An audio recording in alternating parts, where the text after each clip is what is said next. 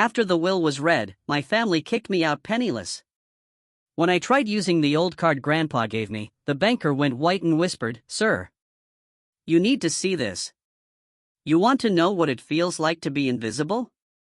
To be the family ATM, the silent maid, the last resort? It's soul-crushing. But what happens when the very people you've carried for years try to steal your one chance at freedom, and you finally decide you've had enough? That's my story. My name's Will, I'm 31, and I used to be the guy who knew exactly how to get gum off hardwood floors. See, I'm a janitor. Not a facilities engineer, just a janitor. Night shifts, bleach on my hands, keys jingling on my belt. For years, I lived in my mother's house, with her, my stepdad Pete, and my sister Kayla. I was temporarily paying half the bills. Somehow, temporary turned into forever. I fixed the boiler, unclogged their drains, even cooked dinner when they conveniently forgot to eat. I was the quiet one, always with a plunger in one hand, a trash bag in the other. The day after my grandpa's funeral, we were all in the kitchen. Same house, same chipped mugs, same smell of burnt toast. I was in my work hoodie, because grief doesn't stop the clock on your night shift. My mom stood at the sink, tapping her nails on a glass like it was conducting her patients. "Don't start with me today," she said, not even looking up. "You know what your grandfather really wanted." I blinked. "We just buried him." Pete, my stepdad, folded his newspaper. "Tomorrow, we read the will," he said, in that common tone people get when they've already decided your part in the story. "You'll be respectful. You won't make it weird." Kayla slid her phone into her back pocket and gave me that plastic smile you save for a cashier you're not tipping. No speeches, Will. No martyr routine. Grandpa loved all of us. I just stared at the coffee machine. It hissed. In the chrome, I saw my own reflection, tired, stubbled, looking older than I felt. "I'm not planning a speech." "Good," Mom said, finally turning. "Because you've lived here rent-cheap for years. Don't forget who carried who." "I paid the mortgage last winter," I countered. "Twice." She just flipped the dishcloth over her shoulder. "Don't get dramatic." The house creaked, like ghosts were moving between memories. My phone buzzed, night crew short-staffed again. I shoved it back in my pocket. Pete finally looked at me, really looked. "Whatever the lawyer says tomorrow, we divide things fairly." "Family first." "Fairly," Kayla echoed, as if tasting the word for the first time. I nodded, because nodding was always cheaper than arguing. But beneath that nod, something in me tightened. Grandpa's old, worn leather wallet was in my hoodie pocket. A few deli receipts, and that ancient bank card he'd once pressed into my palm with a wink. "For emergencies," he'd said. I'd never used it. I figured he just wanted me to feel like I had a parachute. "Will," Mom's voice came again, sweet like the medicine you trick a child into taking. "Don't embarrass us. You know how you get." "How I get?" I repeated. I walked down the hall to my room, in the same house we all lived in, to lay out my only suit. The shoulder had a loose thread. I snipped it clean, and the scissors shook in my hand. I told myself tomorrow would be simple. Sit, listen, shake hands with the kind lawyer who smelled like paper. Go home. Keep the peace. I told myself a lot of things that were about to stop being true. I became the family mop by accident. At 19, I dropped out of college for a semester to help after Pete fell off a ladder. That janitor job? I thought it'd be a season. It turned into 6 years. Then 9. I was the one who set out the trash cans. Who noticed the mildew before it became a health hazard? Who knew which bill was due because the envelopes were curling on the radiator like old leaves?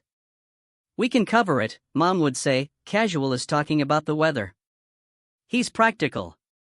Kayla had a car Mom co-signed for, which somehow became my monthly payment during Kayla's between-job stage.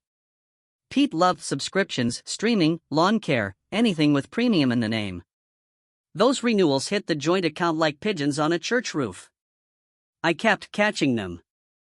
I worked doubles, scrubbing soda off theater floors, gum off school desks, and God knows what off hospital linoleum at 3 a.m. I kept the lights on in a house that wasn't mine, but somehow was. Family helps family, Mom would remind me, usually right after calling me selfish. My favorite shift was at the library, because the mess was quiet. People drop gentle trash in libraries. You don't need gloves to pick up a crumpled poem. After midnight, I'd push the wide mop down the stacks, and sometimes, just sometimes, I'd park it and sit with one of Grandpa's crossword books. He taught me to fill the squares with a pencil. He was a truck driver, retired with bad knees and good stories. When I was 10, he'd sneak me butterscotch candies and whisper, "Don't argue with fools, Will. There's no prize." When his knees got worse, Mom moved him into our house until we figure out the care stuff. That lasted a year. I set up the spare room. I fixed the loose banister so he wouldn't fall. I drove him to appointments, tucked his bank receipts into a folder, made sure his pills didn't get mixed up. He'd hand me his old wallet when we went out.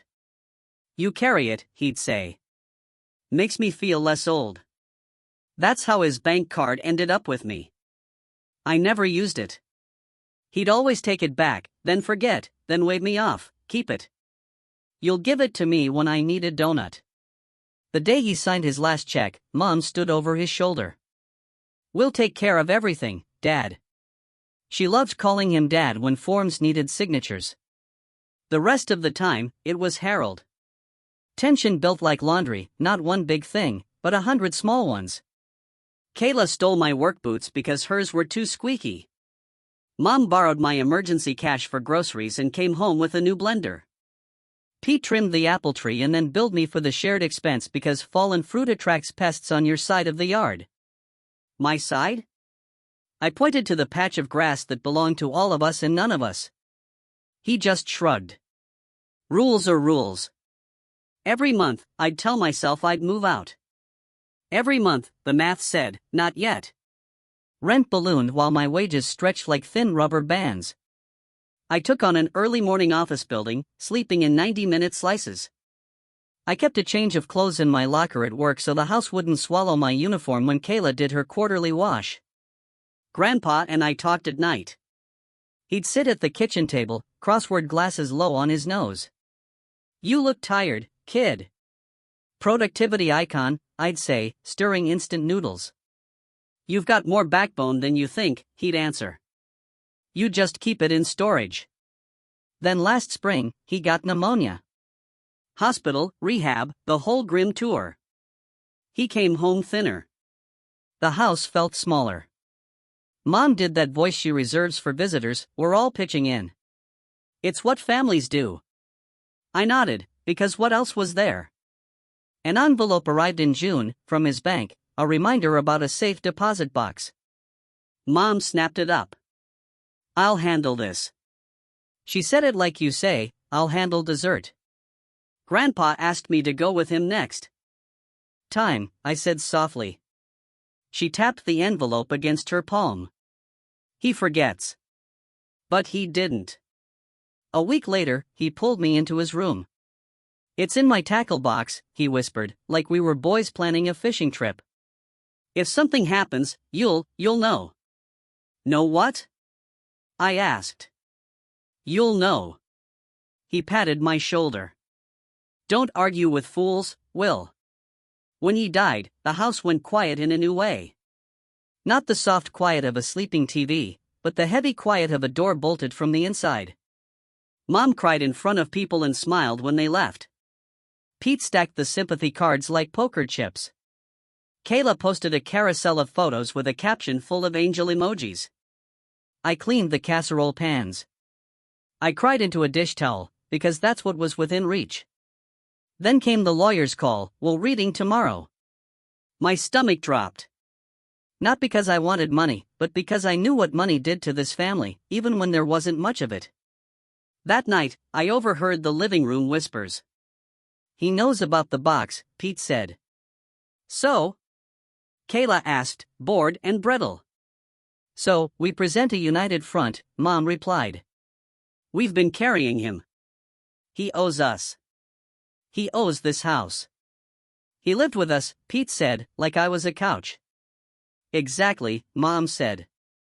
I lay in my small room in the same house we all shared and stared at the ceiling. There was a crack running from the light fixture to the corner, a thin, dark line. A map to anywhere else. I had $180 in my account after bills. If the bus fare went up, I'd be walking. I pressed Grandpa's wallet to my chest and still smelled the faint trace of his aftershave.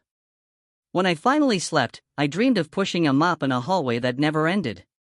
Every door I passed had a sign, "Family First." Every time I tried to open it, it shocked me.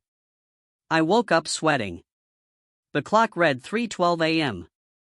Morning came anyway. The lawyer's office had that old book smell that makes you feel like you shouldn't breathe too loud. We sat on leather chairs that side. Mom wore her church face. Pete looked like a man auditioning for a reasonable stepdad. Kayla was there, because angles are useful in photographs. Mr. Delaney, the lawyer, adjusted his glasses. Thank you for coming. Mr. Harold Cole left a simple will. Simple, Mom repeated, relieved, like she'd just been told the teacher curves grades. Mr. Delaney read. Grandpa left small bequests to a veterans charity and the library, for the janitors who keep it running, he told me once, and my throat tightened. He left his tools to Pete. He left Kayla the old camera because she always pointed it at light. Then he paused, and smiled at me. And to William, he said. He leaves his personal effects, his safe deposit box, and the contents therein, with a letter to be opened in private. The room chilled.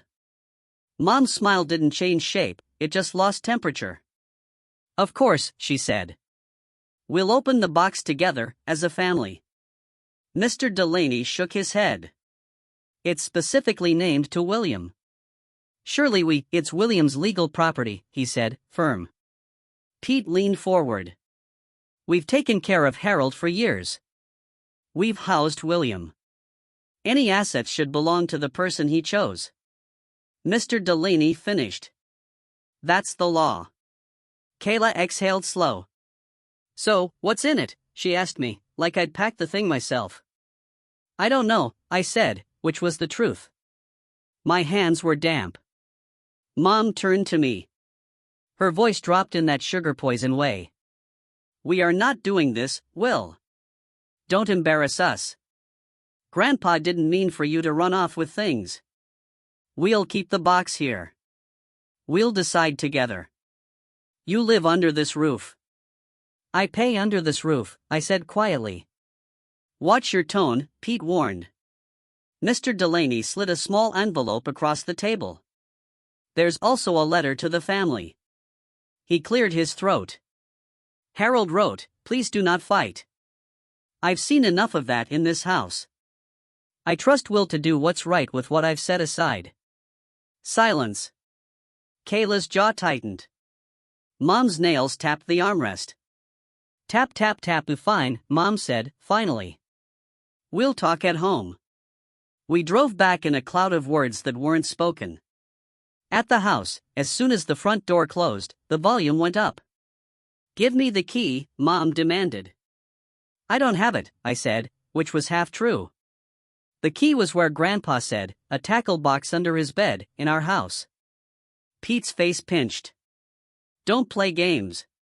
Kayla stood with her arms folded. This is ridiculous. I walked down the hall to Grandpa's room. The bed was neatly made. I'd done it that morning, because grief makes you fold corners. I knelt, pulled out the metal tackle box, and lifted the lid. There it was, a tiny brass key on a string and an index card with Grandpa's tidy block letters. Asterisk Will. Box 317. Emergency. Don't argue with fools. The asterisk. When I stood, Mom was in the doorway. You're not taking that alone. Grandpa said. Grandpa is gone. Something in me stood up that hadn't stood up in years. I slipped the string over my head. The key settled, warm, against my chest. I'm going to the bank, I said. I'll come back. We'll talk. Pete stepped aside, a wall dressed like a man. I brushed past. Kayla rolled her eyes hard enough to see her own brain. "Don't make this a thing," she said. "It already is," I answered. I walked out of the house we all lived in, the house I'd kept running with my paychecks and calluses. And for the first time in a long time, I felt my own feet. I took the bus because the car was family property. The bank was cold, like banks are. Polished floor, pens on strings, a printed sign about community values next to a rack of loan pamphlets. "Hi," I told the teller. "Safe deposit box 317. I held up the key with fingers that trembled. She smiled professionally. "One moment, sir. I'll get our manager." The manager arrived. Mid-40s, crisp shirt, the kind of polite you practice. He led me to a small room and asked for ID.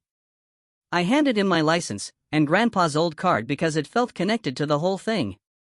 He glanced at the card, then at his screen. The blood left his face. "Sir," he said, voice low. "Quickly, look at this." He turned the monitor toward me. My mouth went dry. On the screen was an alert tied to the card number. It wasn't a balance. It was a freeze. A red banner, fraud watch. Safe deposit access conflict. Contact executive desk. Under it, a string of notes, dates, attempts, names. The manager, his badge said David, swallowed. We flagged multiple unauthorized attempts to access the box in the last week. Only one person is listed as owner. William Cole.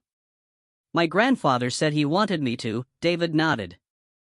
"Yes, he listed you. Only you. But there were 2 people trying to get in on Tuesday and again yesterday, with a copy key and a letter. The letter wasn't valid.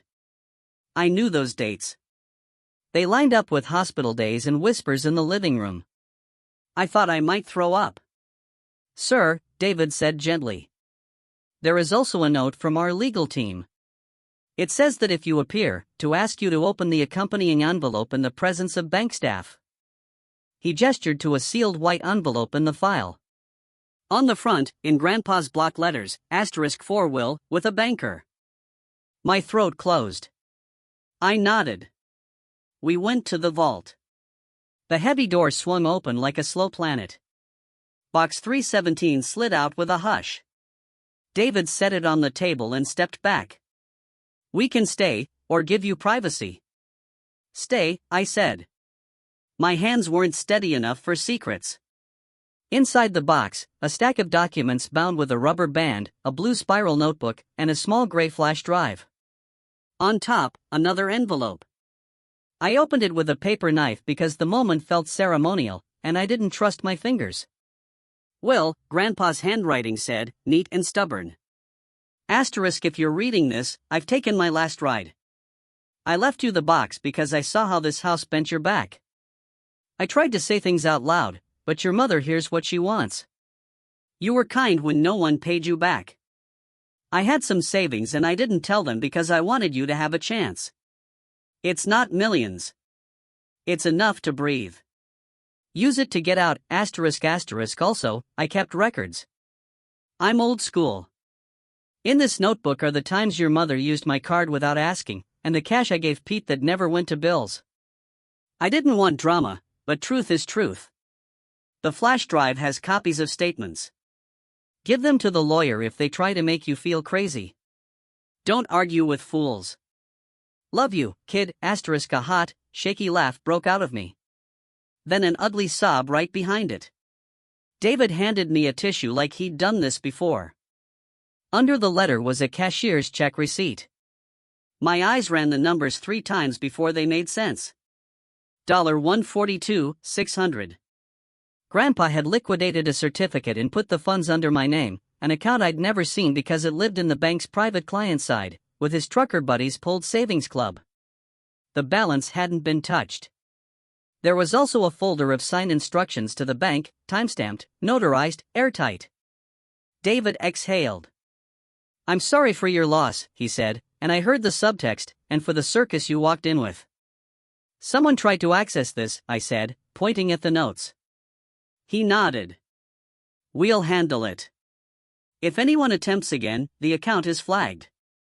Outside the vault, my phone exploded with notifications. Asterisk home. Home. Home, asterisk mom. Kayla. Pete. Group chat lighting up like a building on fire.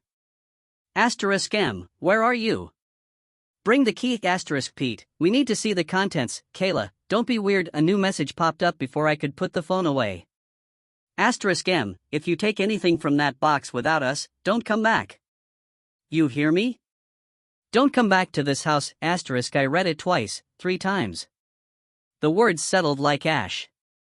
This house, the one I scrubbed, paid for, warmed in winter. I was still in my suit. My shoulders ached from years of carrying groceries and water heaters and other people's emergencies. I felt suddenly, sharply awake. I typed slowly, me, understood. David watched me, carefully. Do you have somewhere safe to go? He asked. I realized I didn't. Not yet. My backpack sat at the bank of chairs in the lobby, with a pair of work gloves peeking out.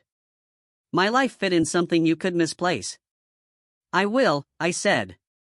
Soon. He nodded, like people do when they don't want to push.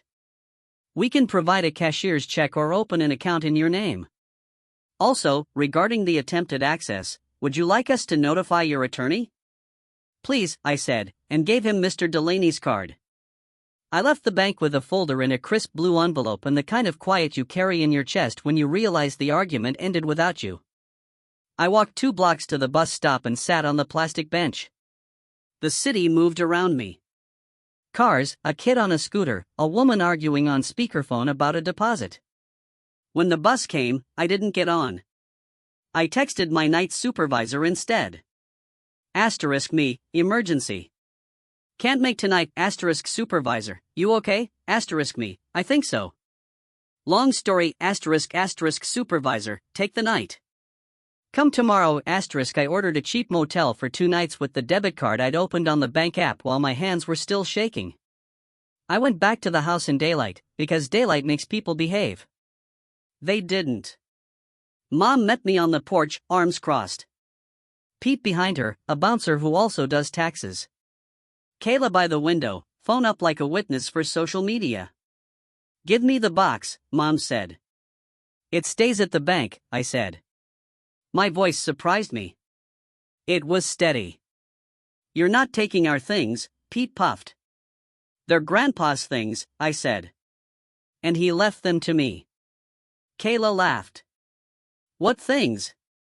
Receipts? Receipts? I repeated. Yeah. Mom stepped forward. You live here. For the next 10 minutes, I said. To get my clothes. You're not serious. I am. Kayla scoffed. Over what? A notebook? You think you're better than us because Grandpa felt sorry for you? I stared at her. I think I'm done. Done with what? Done being the wallet with a mop, I said. Done being told I owe you for existing. Don't you dare. Mom hissed. Don't you dare act like we didn't feed you. I fed me, I said. And you. And the electric meter. And the winter. And the broken dryer. And the car you co-signed. Check the bank statements, or don't. I don't care anymore. Pete stepped towards me. Lower your voice. I met his eyes. No, he stopped. I walked past them. In my room, I pulled my duffel from under the bed. Jeans, hoodies, socks, the photo of Grandpa and me at the lake, both of us squinting because we'd forgotten hats. I took the toolbox Grandpa left Pete and removed my hammer and tape measure because I'd bought those and wrote my initials on the handles. Petty? Maybe. Honest? Definitely. On my way out, Mom blocked the door. If you leave like this, she said low, don't come back. There it was again. The brick they wanted to throw and call a pillow. I shifted the duffel on my shoulder. Okay. She wasn't expecting that. Her face flickered. What do you mean, okay? I mean, I won't come back. Who's going to pay the bills? Pete blurted, and the question hung in the air like a string pulled too tight. Not me, I said. Wow, Kayla muttered. Unbelievable. I walked past them and felt the sun on my face, honest. The key warmed against my chest. The bus stop was 3 blocks away. The duffel strap bit into my shoulder in a familiar way. I knew that pain. I'd carried it for years. This time, it felt like forward motion.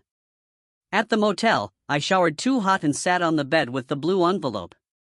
I called Mr. Delaney. He answered on the second ring. I have Grandpa's notebook, I said. And the bank flagged attempts from my family. He didn't say, I figured. He said, bring it in tomorrow. We'll make copies. We'll make a plan. I slept like a person who'd been holding their breath since they were 19 and finally found the surface. It's been 6 months. I'm still a janitor, still like empty buildings at night. Now I rent a small studio with a lock that's only mine. The first evening, I ate pizza on the floor and cried when the heater kicked on. It sounded like safety. Grandpa's money gave me options, not yachts. Breath. I paid the deposit and a couple months' rent, replaced my boots, started an emergency fund, opened a savings account only I control. I still budget tight, but the bear lives in another. Forest now. Through Mr. Delaney, I sent letters. Stop trying to access box 317. Talk to my lawyer. No fireworks, just paper. Mom texted, you lied, I said. I stopped agreeing. Pete sent a contribution spreadsheet. I ignored it. Kayla posted betrayal songs. I muted her. Boundaries are quiet doors that lock. A week later, David from the bank called. One more envelope. Open when your hands stop shaking. Inside, a Polaroid of Grandpa and me over a crossword. On the back, 6 letters, starts with our, what you build when you stop letting people use you, answer, respect, I carry it in my wallet. Work is still work. Loud hospital, scared spills, machines beeping. I push the mop and hum. I asked off doubles. About time, my boss said. Now I get Saturdays. I see the river, cook eggs without counting bread like coins. 2 months ago, I passed the old house. Long grass, ragged apple tree, and overdue notice on the door. No triumph, just distance. Last week, Kayla texted, I'm sorry I was cruel. I said, I hope she was okay. She sent a photo of Grandpa's camera. Started a class. People can surprise you. My boundaries aren't punishment. They're a fence around my own garden. Mom hasn't apologized. She wrote about loyalty, blood, and the house I abandoned. I didn't answer. Blood isn't a hall pass. Loyalty isn't a leash. That house was a weight. I put it down. I keep the bank folder in my desk. Not to feel rich, to feel sane. Grandpa didn't change who I am. He gave me space to be the guy who fixes things, and finally shows up for himself. I still hear, Will, don't embarrass us. My answer now? I'm not your embarrassment. I'm your mirror. Every morning, I am not a wallet. I am not a mop. I am a person. If you're where I was, one favor at a time, temporary forever? Hear Grandpa's line, stop arguing with fools. There's no prizy put your backbone to work. Open the door. It'll feel like betrayal to the users. Not your problem. Your problem is your life. Grandpa's last words, you're good, Will. Don't let them tell you different. I don't anymore. I'm not a headline or a miracle. I'm a janitor who got thrown out after the will, went to the bank with an old card, saw a manager turn pale, and learned the real inheritance is deciding your life is yours. It didn't end with a fight. It ended with a key on a string and a door I finally walked through.